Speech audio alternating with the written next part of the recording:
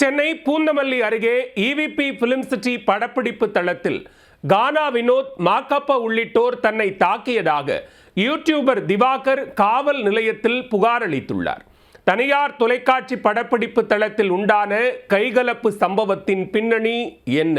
TikTok dead ஆகி Insta reels பர்த்தான காலத்தில் கஜினி சூர்யாவின் நடிப்பை ரீக்ரியேட் செய்கிறேன், வாட்டர்மெலன் சீனை தெரிக்க விடுகிறேன் என தர்பீசுடன் வீதி வீதியாக சுற்றி திரிந்தவர்தான் திவாகர்.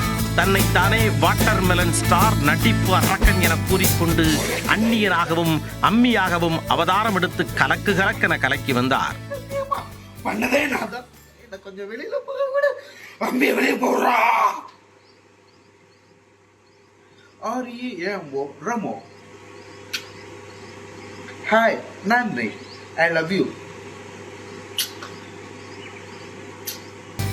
ஆக்ஷன் மட்டுமல்ல, ரொமான்டிக் சீன்களிலும் நான் தான் கிங் என நாளுக்கு நாள் தன்னை ஒரு நடிகனாக நிரூபிக்க இமயமலை ஏறுவது போல ரிஸ்க் எடுத்து போராடி வந்தார். ஒரு கட்டத்தில் தளபதி எல்லாம் என் நடிப்பு முன் நிற்கக்கூட முடியாது, 3 பட நடிகராக இருந்தாலும் சரி, எதிர்நீச்சல் ஹீரோவாக இருந்தாலும் சரி, நாம தான் என பேசி சர்ச்சையிலும் சிக்கி இருக்கிறார். இது எப்படியோ தனக்கு எதிராக வரும் நெகட்டிவ் கமெண்டுகளை தூசு போற ஊதிவிட்டு முன்னேறிக்கொண்டே சென்றவர் அதன் பலனாக பிக் பாஸிலும் பங்கேற்றார்.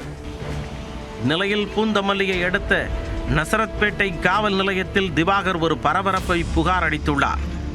பூந்தமல்லியை அடுத்த செம்பரம்பாக்கம் பகுதியில் உள்ள EVP Film Cityயில் தனியார் தொலைக்காட்சி சார்பில் நடக்கும் சமையல் குறித்த நிகழ்ச்சிகள் பங்கேற்க சென்றதாகவும், அங்கு தன்னுடன் படப்பிடிப்பு தடத்தில் இருந்த கானா வினோத், மாக்கப்பா ஆனந்த், புகழ், அசார் ஆகியோருடன் பேசிக் கொண்டிருந்த பொழுது திடீரென வாக்குவாதம் ஏற்பட்டு தன்னை அவர்கள் இரும்பு கம்பியால் கண்மூடித்தனமாக தாக்கியதாகவும் குற்றஞ்சாட்டியுள்ளார்.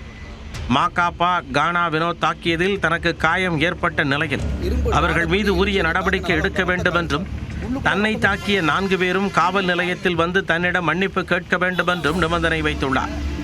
இந்த புகாரின் பேரில் நசரத்பேட்டை போலீசார் விசாரணை மேற்கொண்டு வருகின்றனர். படப்பிடிப்பு தடத்தில் எதற்காக இந்த தாக்குதல் நடைபெற்றது என்பது குறித்தும், யார் மீது தவறு என்பது குறித்தும் போலீசார் விசாரணையை தொடர்கிறது. அந்த விசாரணையின் முடிவிலேயே உண்மை என்ன என்பது தெரியவரும்.